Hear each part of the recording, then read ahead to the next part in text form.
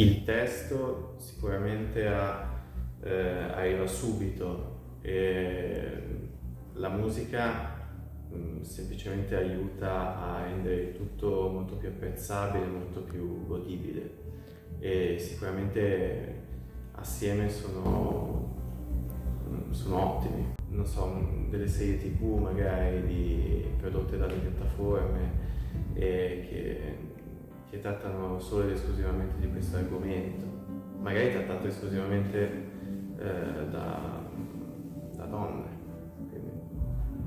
La musica, le canzoni proposte, i brani proposti arrivano, la musica, i testi fanno scattare quell'emotività che tante altre forme di linguaggio non buttano fuori.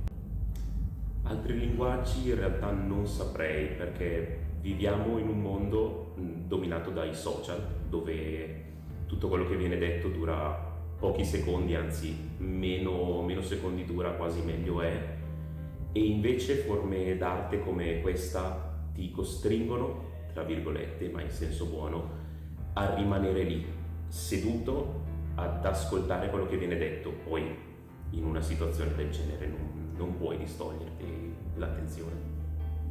Sì, funzionano perché hanno una forza devastante, sono proprio una combo perfetta.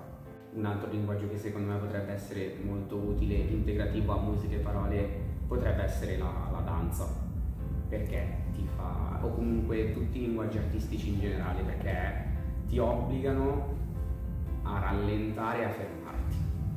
Ammetto che mi è piaciuto molto come spettacolo in questo senso, perché effettivamente il coro rafforzava molto i messaggi che venivano appunto inviati tramite storie e tutto il resto, quindi funzionava molto bene.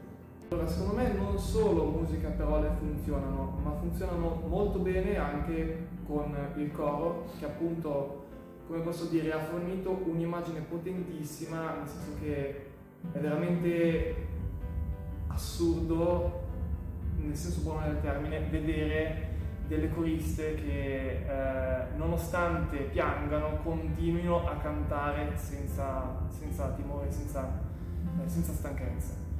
Secondo me ci sono tantissimi altri linguaggi e il primo secondo me più importante che mi viene in mente sono film oppure serie TV che sarebbero molto importanti, per esempio nel ricostruire come un uomo è arrivato a fare quelle cose, quindi fin dai primi pensieri, dalle circostanze sociali e tutto, per arrivare proprio all'atto stesso e perché l'ha fatto, come ci è arrivato mentalmente.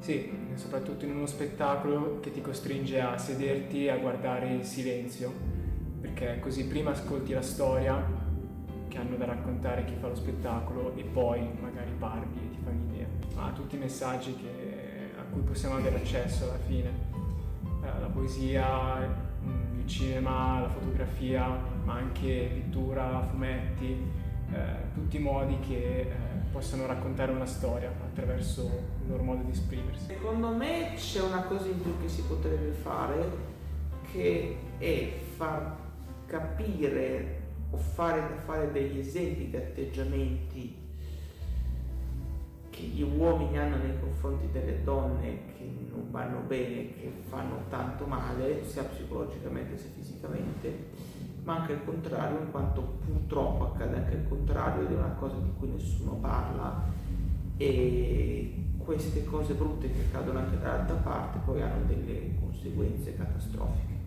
Secondo me bisognerebbe fare tutto un lavoro fin dalla più giovane età per rendere i ragazzi di oggi più consapevoli di quello che fanno. Sono dell'idea che l'arte, ma soprattutto la musica, sia un modo per veicolare un messaggio che è davvero molto potente e a volte è anche più potente delle semplici parole. Credo che la musica sia il messaggio per eccellenza. Musica e parole, l'arte sono sicuramente un mezzo molto efficace, diciamo che ciascuno può lasciarsi coinvolgere nella misura in cui vuole, nel modo in cui vuole, quindi è molto soggettivo. Sicuramente esistono altri modi per trasmettere questo messaggio, che sia l'informazione, che sia la recitazione, la fotografia, l'arte. Sta un po' a ciascuno far sì che colpisca sia lo stomaco che un po' anche la testa.